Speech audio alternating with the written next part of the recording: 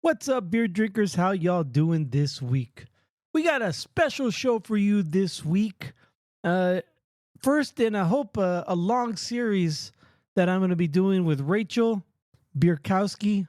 And you might know her as Professor Bierkowski. She hosts Beer School, and she is a Cicerone, level 2, actually. So, master? Is that the master's? Advanced? Maybe advanced.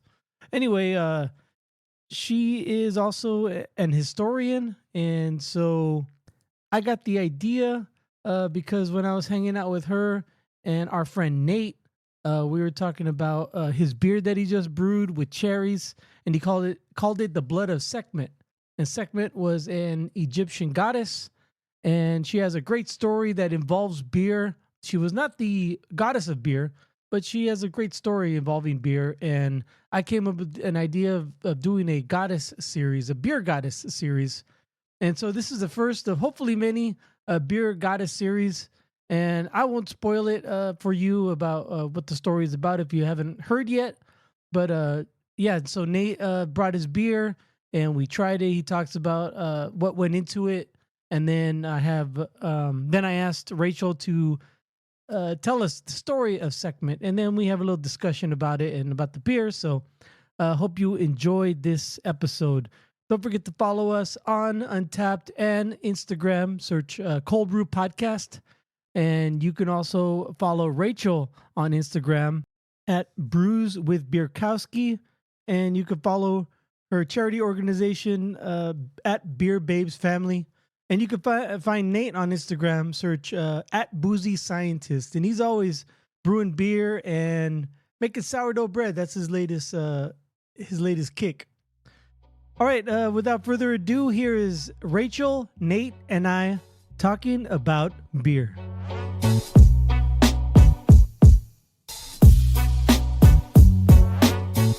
We have here. I have here with me Nate and Rachel. And we are going to talk about the Blood of Sekhmet. Mm-hmm.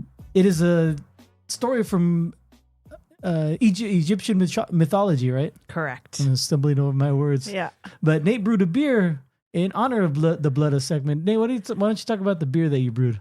So the beer that I brewed, it's an ale. It's a wheat beer, wheat based ale, 50-50, fermented with normal ale yeast, and about 3/4 of the way through fermentation, I added 5 pounds of dark sweet cherries to it and let that ferment out. And then after about 2 weeks, bottled it and let it condition, and it's ready to go. It has a really nice deep red color to it, which kind of fits the name of the beer. And the fact that it's a beer, I believe it goes well with the story behind the person that the beer is named after. Right. The do you know what the ABV is or the specific gravity? It's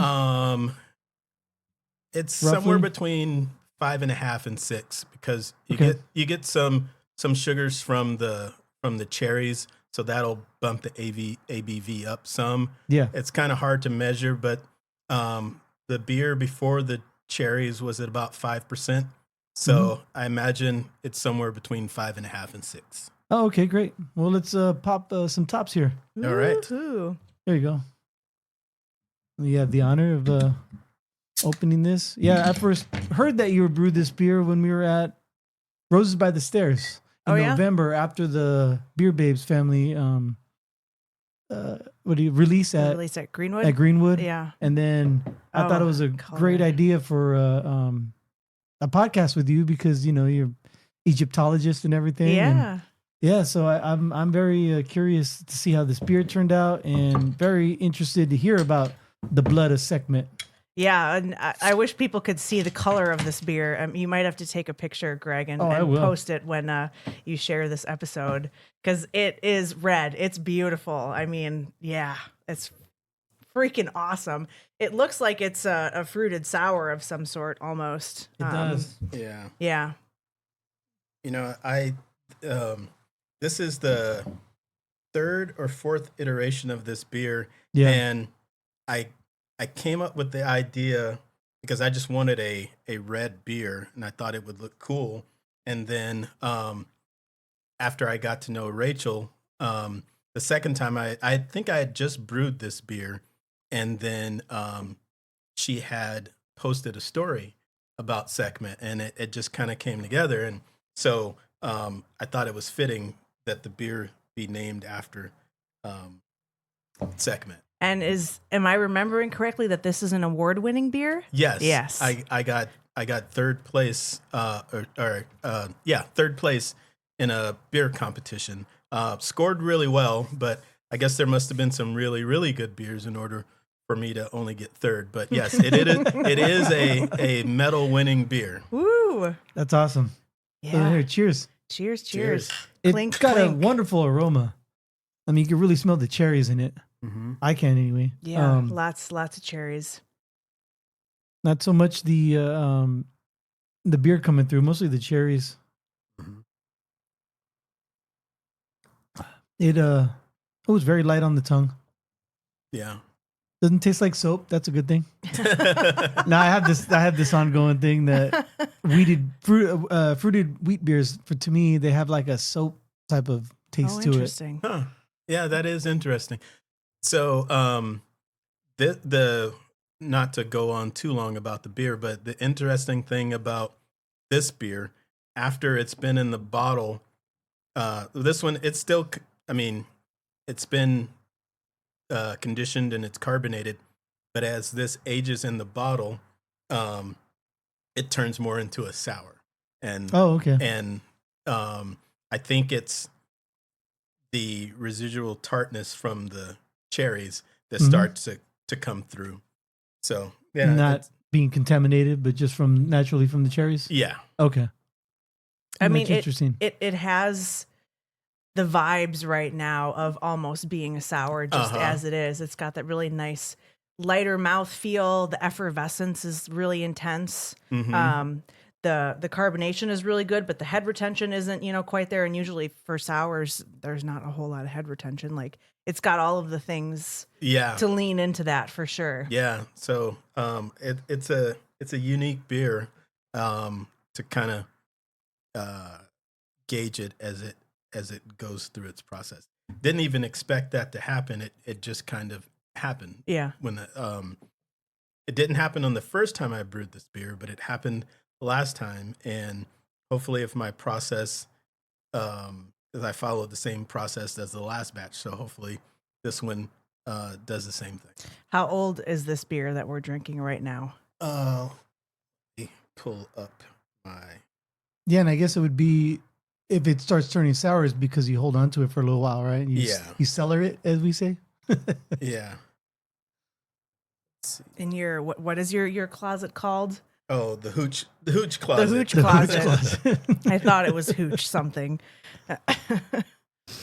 Yeah. Oh, the recipes.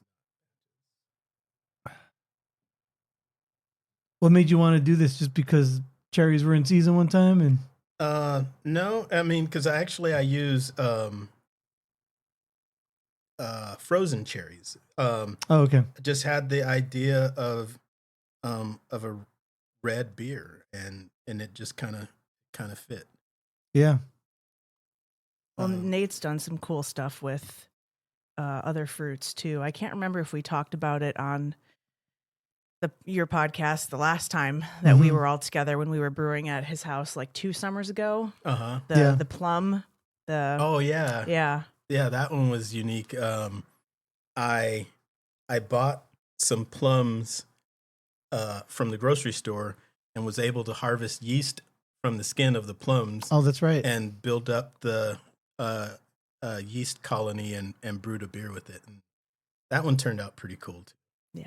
So this beer is just over a month old, 35 days. Okay. So it's still got some ways to go. I mean, I bottled it on December 1st, so it's got 35 days into bottling condition. I'd still consider that fresh. Mm-hmm. Yeah.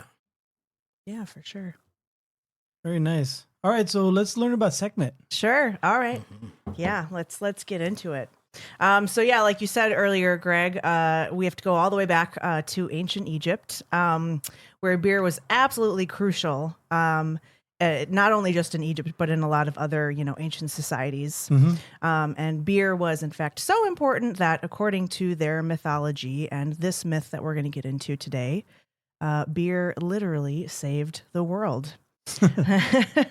So picture this. It's ancient Egypt, a world ruled by gods and goddesses where the sun god Ra reigns supreme. For ages, Ra watches over humanity, giving them light, life, and guidance. But one day he sees something that absolutely shatters his heart. Humans, his very creations, rebelling against him. Disappointed and furious, Ra decides they must be punished. And so he calls upon Sekhmet, the lion-headed goddess of war and vengeance. Now, Sekhmet isn't just any goddess. She is a force of nature, a whirlwind of destruction, with her claws as sharp as judgment itself. When Ra unleashes her, she tears through the land, and her thirst for blood becomes insatiable. What starts as divine punishment quickly turns into a catastrophe. Sekhmet's rage grows, and humanity teeters on the brink of annihilation. But here's where the story takes a turn. Even Ra, in his anger, realizes that enough is enough.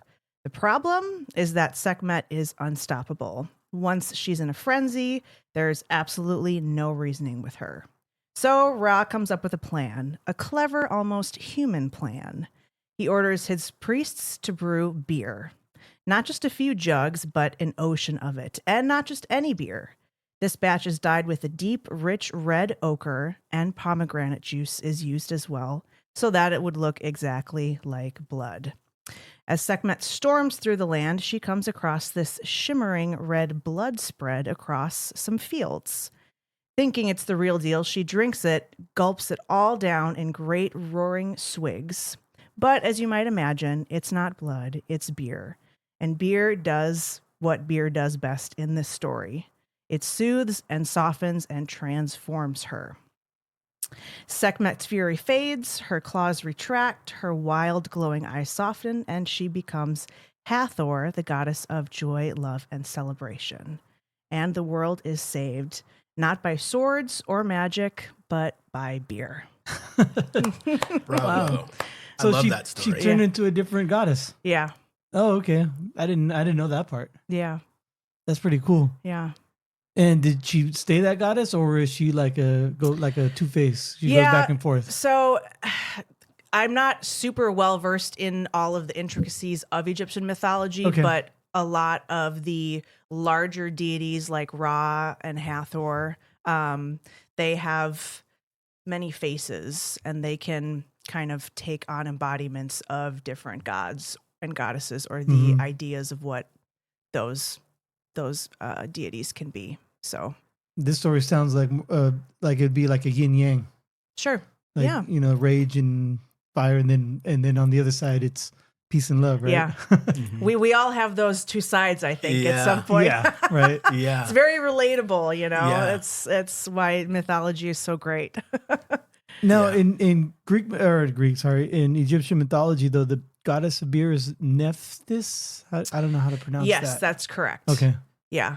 Now she's not perhaps as prominent as Ninkasi in the Mesopotamian cultures, where she was like worshipped for mostly beer related stuff. Yeah. I don't know off the top of my head everything else that Nephthys was worshipped for. We could talk about that on a later one. Sure. Later Yeah, podcast. I can dive into some more research. I mean, if we want to make this a series, beer goddesses, we can certainly do that, and we can get into all the different ancient cultures, because there's a lot of them. I think that would be cool. Yeah. And to find a beer that goes along with the story. Yeah. But when it comes to like the gods and goddesses of anything, it seems like they're always, it's not like just like a one thing. They usually have like 3 or 4 things. I think Ninkasi was also like for agriculture too and stuff like that. And I think the goddess of home and childbirth and a lot of those domestic things, all encompassing. Yeah. Yeah. Right. Yeah. But so Sekhmet, does she ever come back and like, rage again, or? She comes up in various war tales and things like that. Okay. I mean, she's in her rage. She's very useful for going to war. That and sounds stuff like that. Yeah, So that sounds totally plausible. protective, mother protective sort of stuff too. Gotcha. Yeah, the mother lion, the lioness. Yeah. Do you know if she has? Did they find statues to her? Or there's a lot of imagery of Sekhmet. Yeah. She's got a woman's body, but then a lioness's head. Oh, okay. And then that's a powerful image. Yeah, she'll have various crowns and stuff that change, depending on the story or the part of Egypt that she's being represented in. So yeah. I'll have to get somebody to come up with something for a label for the beer.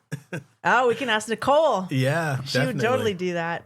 Yeah, you know, I've heard you tell this story a few times before, but it's still such a cool story, and to understand or to hear the role that beer played in the story is really cool. Mm-hmm. Now, Egyptian beer is not like beer we know today, right? Yeah, it would have been, more of like a gruit. So they didn't use hops. They would have used botanicals for bittering. Yeah. It would have been a very low ABV beer. Mm-hmm. It would have been wild fermented for the most part. Oh, yeah. Yeah. They didn't have labs and cultures and everything. No, I'm sure they had their own sort of scientists. Yeah, but not quite what we have today. Yeah. I bet Dogfish had probably brewed it at some point. So Dogfish did. So their Ancient Ale series, they did recreate an Egyptian beer. They called it Tahenkit, which in glyphs is bread and beer. And they went to Egypt. They harvested yeast from the air. They brought it back to the States. Wow. And they created it.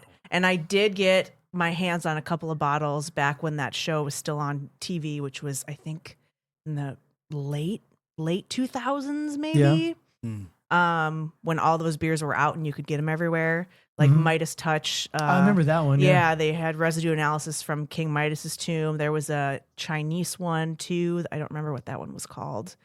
Yeah, really cool stuff. Did you try it? Mm-hmm. And what'd you think?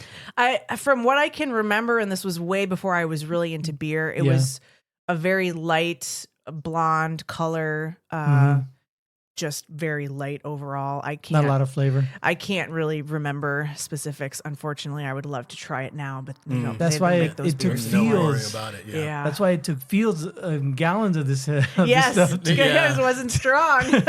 Yeah, to assuage Sekhmet's rage. Yes, yeah. Yeah. But thinking about putting some pomegranate juice in there, that's a nice little touch too. I was thinking about that when you said that, and I think that's going to be in the next iteration of this beer. Nice. That'd be awesome. I don't think I've ever had beer with pomegranate juice in it. I don't think so. I didn't mean either. It's a great, but it's not a very strong flavor, but it's still it's something you can pick up out. And little tartness to it. Yeah. And it'll definitely make the beer red. Yeah. Man, my hands are always stained after I eat pomegranate. Yeah. Just peeling those suckers. Yeah. Yeah. No, that's a good idea. I like it. And I don't want to say that I'm like a outside of the box type of brewer, but I get these ideas in my head. Like when I found out that white haze on the outside of stone fruit is yeast. Mm-hmm. Yeah. And I was like, I got to figure out how to get some of that and make a beer, and didn't know if it was going to work, and it actually works. So I like I said, I don't think I do. I'm not one of those people that goes completely off the rails. Mm-hmm. I try to be traditional. I try to use actual fruit in my fruited beers, but I'm intrigued by some of these old methods of brewing beer, and I think I want to start getting into that stuff too. Cool. Yeah, you've already started, your little process and everything. I shouldn't say little; it's pretty complex. I've been there a couple times, but yeah, you want to start doing different stuff. Yeah, just to push it, to see if you could do it. Yeah, I totally get that. Trying to find my niche and do things that are kind of creative and cool, like not just throw a ton of hops in a beer and make a juice bomb or and I want to start getting into doing more lagers also. Yeah. That's a whole nother story. All right. Well, hey, cheers, Nate. Rachel, thanks for coming out and recording this. And we'll be back. Yeah, to the next Goddess series. Heck yeah.